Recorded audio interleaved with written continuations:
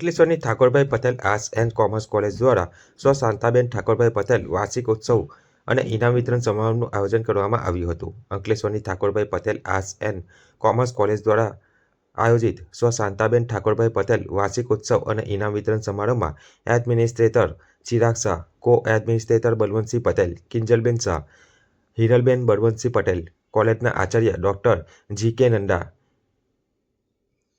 A.N. Jinwala હાઈસ્કૂલના Acharya Ishwarbhai Parmar, MTM girls સ્કૂલના આચાર્ય નૈનાબેન રાણા ઉપસ્થિત રહ્યા હતા। આ પ્રસંગે કોલેજમાં રાષ્ટ્રીય અને યુનિવર્સિટી કોલેજ કક્ષાએ શૈક્ષણિક સિદ્ધિ તેમજ રમતગમત ક્ષેત્રે સિદ્ધિ હાંસલ કરનાર વિદ્યાર્થીઓને ઉપસ્થિત મહાનુભાવોના હસ્તે ટ્રોફી, મેડલ અને સન્માનપત્ર આપી પ્રોત્સાહન કરવામાં આવ્યા હતા।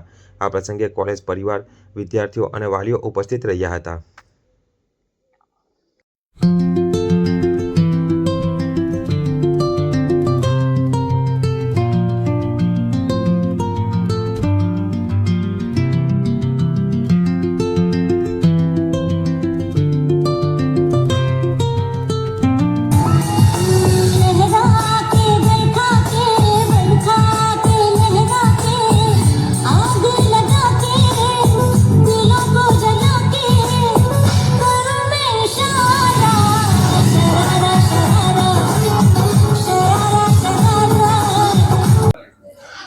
આજે Shri Thakorbhai Patel arts and college કોમર્સનો ચોથો એન્યુઅલ પ્રોગ્રામમાં આજે ખૂબ જ લાગણીની અનુભવાય છે।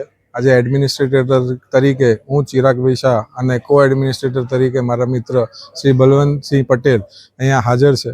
અમને ખૂબ જ લાગણીનું અને પ્રાઉડની ફિલિંગ આવે છે કે આજે આ કોલેજમાંથી ફક્ત તાલુકા લેવલ પર નહીં પણ ડિસ્ટ્રિક્ટ લેવલ પર, સ્ટેટ લેવલ પર અને રાષ્ટ્રીય લેવલ પર બી અહીંયાથી અમારા છોકરાઓ, વિદ્યાર્થીઓ ત્યાં ભાગ લે છે।